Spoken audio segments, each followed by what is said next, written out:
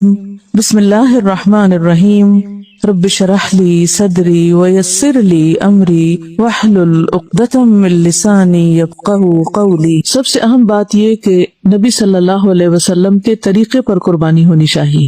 نبی صلی اللہ علیہ وسلم نے عید الاضحیٰ کی نماز کے بعد خطبہ دیتے ہوئے فرمایا کہ جس شخص نے ہماری نماز کی سی نماز پڑھی، یعنی جیسے ہم نے پڑھی ایسی ہی نماز پڑھی اور ہماری قربانی کی طرح قربانی کی، اس کی قربانی صحیح ہوئی۔ تو اس معاملے میں بھی ہمیں نبی صلی اللہ علیہ وسلم کا اتباع کرنا ہوگا، تب ہماری قربانی عبادت کا درجہ قرار پائے گی۔ اگر ہم نے اس میں خود ساختہ طریقے اختیار کیے تو درست نہیں ہوگے۔ آپ نے فرمایا اور جس نے نماز سے پہلے قربانی کی تو وہ نماز سے پہلے ہے، یعنی صرف گوشت کے لیے ہے اور اس کی قربانی نہیں ہوگی۔ دوسری چیز یہ کہ خود اپنے ہاتھوں سے ذبح کرنا، یعنی اس کام میں ذاتی دلچسپی لینا ضروری ہے۔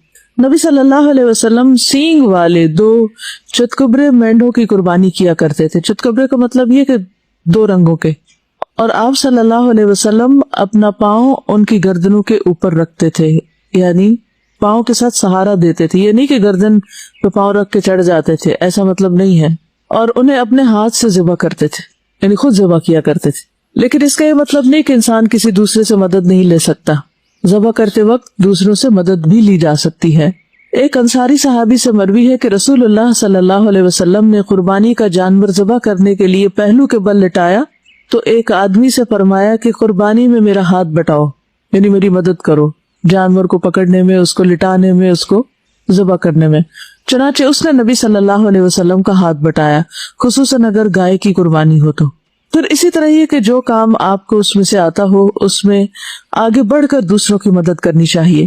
رسول اللہ صلی اللہ علیہ وسلم ایک لڑکے کے قریب سے گزر رہے تھے، وہ بکری کی کھال اتار رہا تھا اکیلا، تو آپ نے اس سے فرمایا ایک طرف ہو جاؤ، میں تمہیں کھال اتارنا سکھاتا ہوں کہ کیسے کھال اتاری جاتی ہے۔ رسول اللہ صلی اللہ علیہ وسلم نے اپنا ہاتھ کھال اور گوشت کے درمیان رکھا، یعنی کھال کے اندر ایک طرح سے ہاتھ رکھا، گوشت سے اوپر، اور ہاتھ سے اس کو بیچ میں سے ہٹانا شروع کیا، چھیلنا شروع کیا، اور اسے زور سے داخل فرمایا حتیٰ کہ باغل تک بازو چھپ گیا، یعنی آپ کا یہ بازو سارا بکرے کے اندر چلا گیا، یعنی اندر تک دور تک اپنے ہاتھ سے آپ کھال اتار رہے تھے، اور فرمایا لڑکے اس طرح کھال اتارا کرو، اور پھر آپ چل دیے۔ پھر اسی طرح بیوی کا قربانی کرنے میں شوہر کی مدد کرنا، یعنی بعض اوقات انسان باہر والوں کی مدد لیتا ہے، قصائی وغیرہ کی، اور بعض اوقات گھر کے لوگ بھی مل جل کر کام کر لیتے ہیں، اور اس سے آپس کا پیار محبت بھی اور زیادہ بڑھتی ہے جب شوہر بیوی کے اور بیوی شوہر کے کاموں میں ایک دوسرے کا ہاتھ بٹائیں۔ حضرت عائشہ سے روایت ہے کہ رسول اللہ صلی اللہ علیہ وسلم نے ایک ایسا سینگ والا دمبا لانے کا حکم فرمایا کہ جو سیاہی میں چلتا ہو اور سیاہی میں بیٹھتا ہو اور سیاہی میں دیکھتا ہو، یعنی اس کا چہرہ بھی کالا ہو اور پاؤں کالے ہوں، ہاتھ پاؤں کالے۔ جب ایسا دمبا آپ کی خدمت میں لایا گیا تو آپ صلی اللہ علیہ وسلم تاکہ اس کی قربانی کریں، تو آپ نے حضرت عائشہ سے فرمایا کہ عائشہ چھری لاؤ، تو پھر حضرت عائشہ چھری لائیں تو آپ نے اس کو ذبح کیا۔ تو اس میں یہ ہوتا ہے کہ ذبح کرنے میں صرف جانور کو کاٹنا ہی مقصود نہیں ہوتا، اس میں بہت سے کام ہوتے ہیں۔ اس میں پانی وہاں رکھنا ہوتا ہے، جانور کو پہلے پانی پلا لیتے ہیں، پھر جگہ بناتے ہیں، رسی وغیرہ کی بازو کا ضرورت ہوتی ہے، اور پھر کاٹنے کے بعد خون نکلتا ہے تو اس کو دھونا، صاف کرنا، پھر جھول وغیرہ ہوتی ہے۔ جھول کا پتہ نا جھول کس کو کہتے ہیں؟ جی اس کی اوجڑی وغیرہ، ٹھیک ہے، اس کی جو اوجڑی اور آنتے وغیرہ نہیں اندر سے نکلتی، یہ جھول ہوتی ہے، ٹھیک، تو اس کو ہٹانا۔ اسی طرح بازو کے سری اور پائے وغیرہ الگ کر کے رکھ دیے جاتے ہیں۔ تو اس میں اگر ابو قربانی کر رہے ہیں اور کھال اتار رہے ہیں تو امی ساتھ کیا کر سکتی ہیں، اور بیٹیاں کیا کر سکتی ہیں، اور بیٹے کیا کر سکتے ہیں، اور پھر اس کے بعد یعنی سارے مل کے اس کی پوری مینجمنٹ کر لیں، اور پھر اس کو اچھے طریقے سے جب گوشت وغیرہ کٹ جائے تو پھر اس کی پیکنگ اور اس کی تقسیم، اس کام میں بھی شریک ہونا چاہیے، اور بچوں کو بھی اس میں شریک کرنا چاہیے۔ ساری سنت سے محروم ہو جاتے ہیں، اس لیے کچھ نہ کچھ گھر میں ضرور کرنا چاہیے۔ جیسے نبی صلی اللہ علیہ وسلم 2 مینڈے کیا کرتے تھے، تو آپ اگر 2 کر رہے ہیں تو 1 دے دیں اور 1 گھر میں کر لیں، لیکن اس کو سیلیبریٹ کرنا ایک طرح سے، اور اس پورے عمل میں شریک ہونا جو ہے، اس سے وہ روح آتی ہے انسان کے اندر۔ اگر وہ کہے نہیں میں تو گوشت کو ہاتھ نہیں لگاتی ہوں، اور تم میرے سامنے کٹا میں تو کھاؤں گی بھی نہیں، اور ہائے یہ بال کیسے ہیں اس کے، یہ دم بھی ہوتی ہے اس کی، اور یہ تو جھول ہے، اور اس طرح کے بہت سے نخرے کر کے عام طور پر لڑکیاں پیچھے ہٹ جاتی ہیں کام سے۔ تو یہ نہیں ہونا چاہیے، کچھ بھی ہو اس کو سنت سمجھ کر آگے بڑھنا ہے، ہاتھ لگانا ہے، تقسیم کرنا ہے، دینا ہے، اور اللہ کا شکر ادا کریں کہ آپ کے جسم صحیح سلامت ہے، آپ یہ سب کچھ ابھی کر سکتے ہیں، تو یہ کام کر لیں۔ اور ان سارے کاموں کے کرنے میں آپ کے دل میں خیال کیا ہونا چاہیے کہ سنت ابراہیمی کو زندہ کر رہے ہیں، وہ اللہ کے دوست تھے، ان کے طریقے کو فالو کرتے ہوئے شاید اللہ سبحانہ وتعالیٰ ہم سے بھی محبت کرے، یعنی اللہ کی محبت میں یہ کام کرنا ہے، ٹھیک ہے؟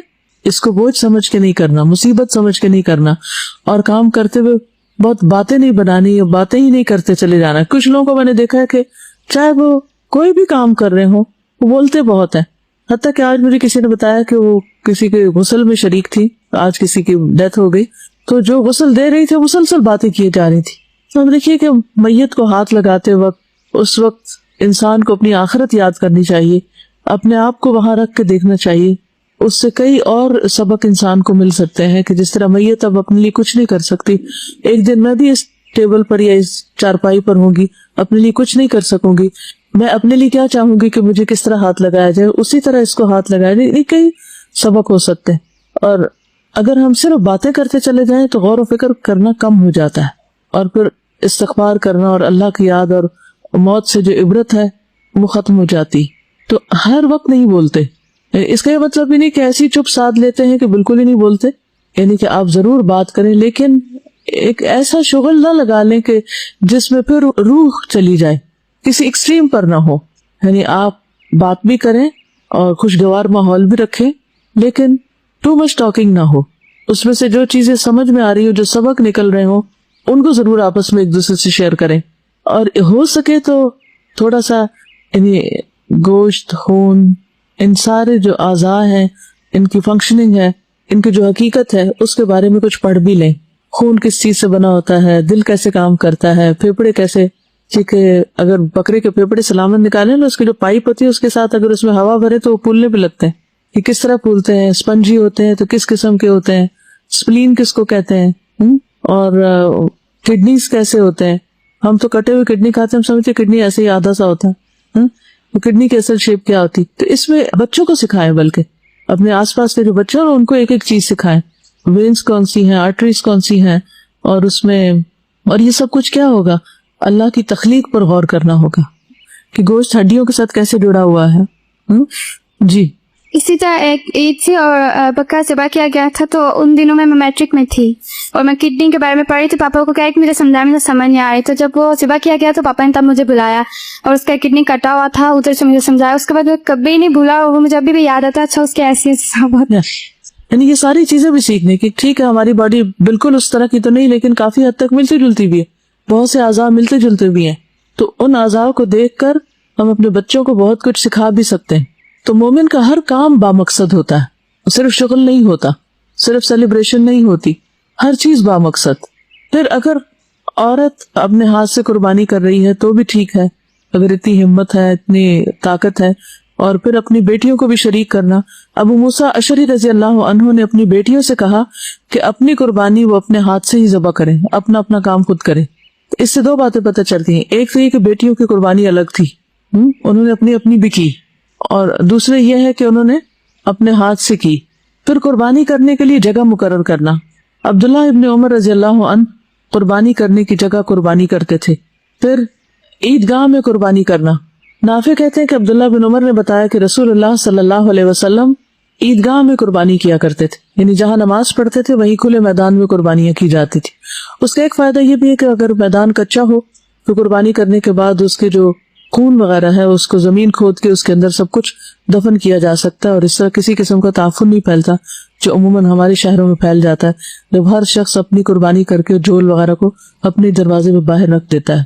اب ذبح کرنے کی شرائط کیا ہیں؟ اچھے طریقے سے ذبح کرنے کے لیے چند شروط کا ہونا ضروری ہے۔ ذبح کرنے والے کا اہلیت والا ہونا، یا وہ مسلمان ہو یا اہل کتاب میں سے ہو، کیونکہ اہل کتاب کا ذبیحہ بھی کھایا جا سکتا ہے، لیکن اگر بت پرست ہو تو اس کا ذبیحہ نہیں کھا سکتے۔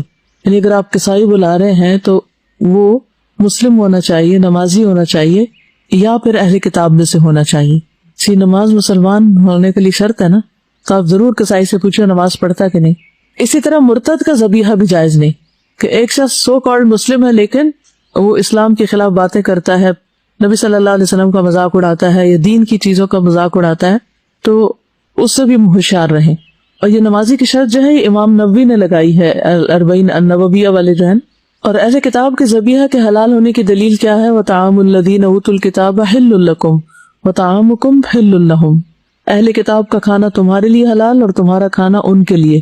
ابن عباس کہتے ہیں کہ طعام سے مراد ما ذبحوہ، وہ کھانا ہے جس کو انہوں نے ذبح کیا ہو. اگر ذبح نہیں کیا تو وہ نہیں کھا سکتے، کیونکہ بعض لوگ یہ کہتے ہیں کہ ٹھیک ہے کرسچنس کے گھر سے کچھ بھی کھا سکتے ہو سکتا ہے انہوں نے خنزیر پکا رکھا ہو، پھر تو ایسے صورت میں سے آنکھیں بند کر کے نہیں کھایا جا سکتا. طعام سے مراد جو انہوں نے صحیح حلال چیز کو پکایا ہوا ہو. پھر اسی طرح ذبح کرنے والے کا آلہ درست ہونا چاہیے، یعنی چھری شارپ ہونی چاہیے. اور چھری جو ہے وہ لوہے کی بھی ہو سکتی ہے، چاندی کی بھی ہو سکتی ہے، سونے کی بھی ہو سکتی، اسی طرح کسی ایسی لکڑی کی بھی ہو سکتی ہے کہ جس سے کٹائی ہو سکتی، کیونکہ بعض اوقات لوہے کی چھری میسر نہیں ہوتی. لیکن شرط یہ ہے کہ وہ تیز ہو. دانت اور ناخن کے علاوہ جو چیز جانور کا خون بہا دے، دانت اور ناخن، اور اس پر اللہ کا نام بھی لیا گیا ہو، اسے کھایا جا سکتا ہے. ما انہر الدم وذکر اسم اللہ علیہ فکلوہ. تو چھری کی دھار کو تیز کرنا لازم ہے کیونکہ اس سے ذبیحہ کے لیے آسانی ہوتی. اگر کوئی ذبح کرنے والا کسی ایسی چیز سے ذبح کر رہا ہے جس سے جانور کو بہت تکلیف ہو رہی ہے تو ذبح کرنے والا گناہگار ہوگا. ایسا کرنا ظلم ہے. تو چھری کو اچھی طرح تیز کرنا چاہیے. اسی طرح جانور کے سامنے چھری نہیں تیز کرنی چاہیے.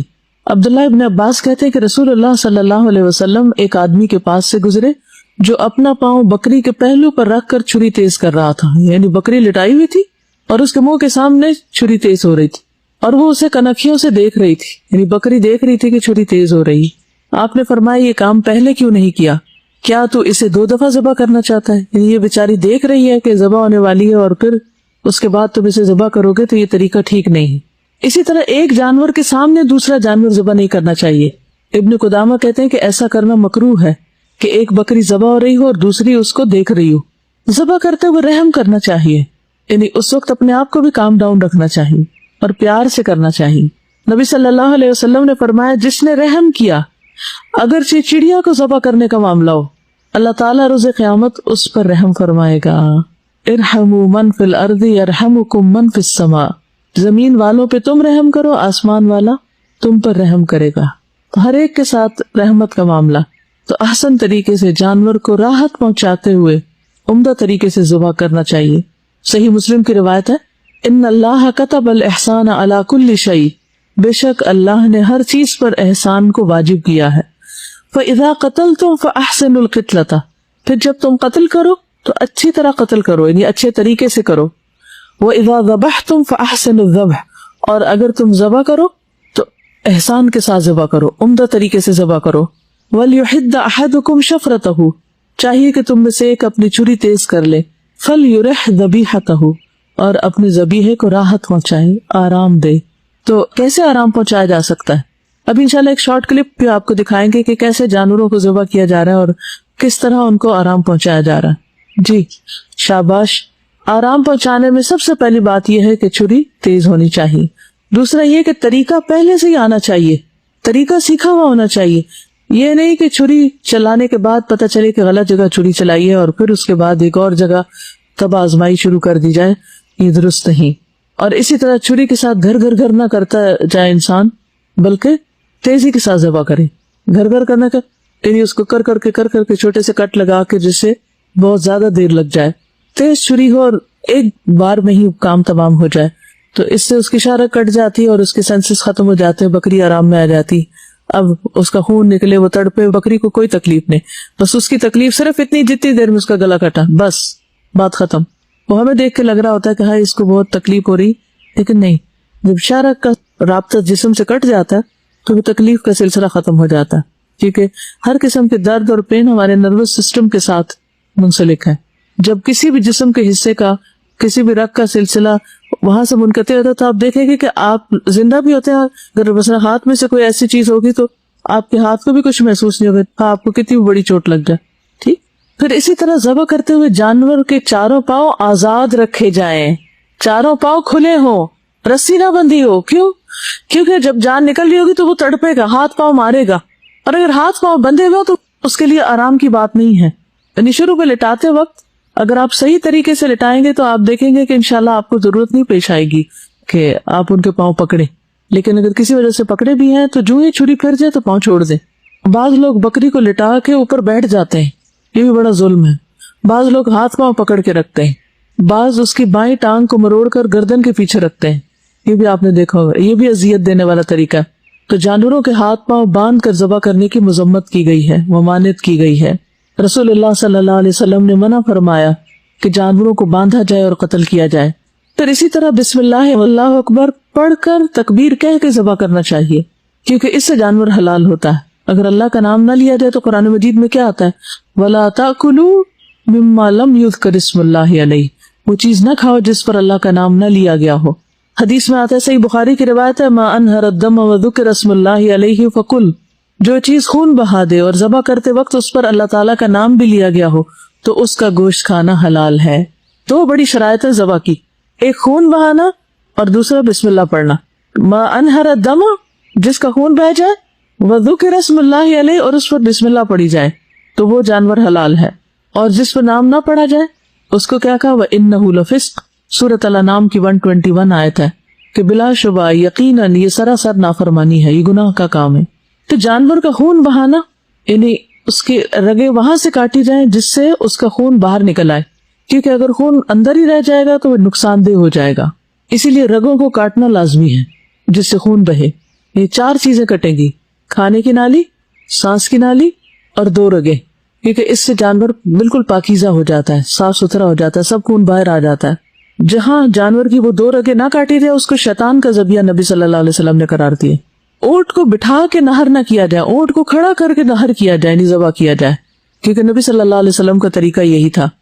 زیاد بن جبیر کہتے ہیں کہ میں نے دیکھا کہ عبداللہ بن عمر ایک شخص کے پاس آئے جو اپنا اونٹ بٹھا کر نہر کر رہا تھا۔ عبداللہ نے فرمایا اسے کھڑا کرو اور باندھو پھر نہر کرو، یہی رسول اللہ صلی اللہ علیہ وسلم کی سنت ہے۔ اور ان جانوروں میں سے تمام چیزیں یعنی ان کے گوشت، ان کی کھالیں اور جھولیں تقسیم کر دی جائیں، فقراء وغیرہ کو دے دی جائیں، قصاب کو نہیں دے سکتے۔ قصاب کو قربانی میں سے کوئی چیز بطور اجرت نہیں دی جا سکتی، اور بطور تحفہ کچھ گوشت اس کو بھی دے دیا جائے، اس نے کاٹا ہے سب کچھ کیا، لیکن قیمت پہلے چکا لی جائے اور اس کے اوپر کوئی گفٹ کے طور پر آپ دینا چاہے تو وہ دے سکتے ہیں۔ حضرت علی روایت کرتے ہیں کہ نبی صلی اللہ علیہ وسلم نے حکم دیا کہ قربانی کے جانور کے گوشت، ان کی کھالیں اور جھولیں تقسیم کر دی جائیں، اور قصاب کو ان میں سے اجرت میں سے کچھ بھی نہ دیا جائے۔ وہ کہتے ہیں کہ ہم قصاب کو اپنے پاس سے اجرت دیتے تھے، ٹھیک ہے، اور قربانی کی کھال اور جھول کو صدقہ کر دیا جاتا تھا۔ یہ بھی حضرت علی کا بیان ہے کہ قربانی کا جو جانور میں نے ذبح کیا تھا اس کے جھول اور کھال کو صدقہ کیا۔ نبی صلی اللہ علیہ وسلم نے فرمایا جس نے اپنی قربانی کی کھال فروخت کی اس کی قربانی نہیں ہوئی۔ پھر گوشت سے متعلق کچھ احکامات ہیں۔ قربانی کا گوشت خود بھی کھانا چاہیے اور دوسروں کو بھی دینا چاہیے۔ فَكُلُوا مِنْهَا وَأَطْعِمُوا الْقَانِعَ وَالْمُعْتَرَّ، پس اس میں سے خود بھی کھاؤ اور ان کو بھی کھلاؤ جو قناعت کیے بیٹھے ہیں، اور ان کو بھی جو اپنی حاجت پیش کریں۔ کچھ لوگ قربانی کا گوشت خود نہیں کھاتے جبکہ خود کھانا چاہیے کیونکہ اللہ تعالیٰ کا حکم ہے فَكُلُوا مِنْهَا۔ رسول اللہ صلی اللہ علیہ وسلم نے عید الاضحیٰ کے دن روزہ رکھنے سے منع کیا ہے، یعنی کھانا لازم ہے اس دن روزے کا ثواب نہیں ہوگا، نافرمانی ہوگا روزہ۔ پھر قربانی کا گوشت پکوانا۔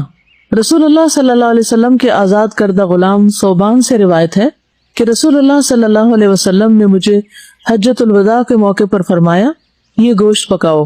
صوبان کہتے ہیں میں نے اس گوشت کو پکا کر رکھا، آپ مدینہ پہنچنے تک اس میں سے کھاتے رہے، یعنی 8 دن سفر میں لگے شاید، تو اس سارے عرصے میں راستے میں بھی کھاتے نہیں، اس طرح پکایا گیا ہوگا کہ وہ خراب نہ ہو، یعنی کئی دن تک کھا سکتے ہیں، رکھ بھی سکتے ہیں، فریز بھی کر سکتے ہیں، اس کا شوربہ بنا کے پی سکتے ہیں، اس کو جتنی بھی ریسیپیز آپ کو آتی ہیں ان سب کو ٹرائی کر سکتے ہیں، کچھ بھی کھانا اس میں سے منع نہیں۔ لیکن یہ نہ کرے کہ لیگز اپنے لیے رکھ کے ان کو روسٹ کروا لیں اور باقی جو ہے جو آگے پیچھے کا ہے وہ ربز وغیرہ ہے وہ تقسیم کر دیں۔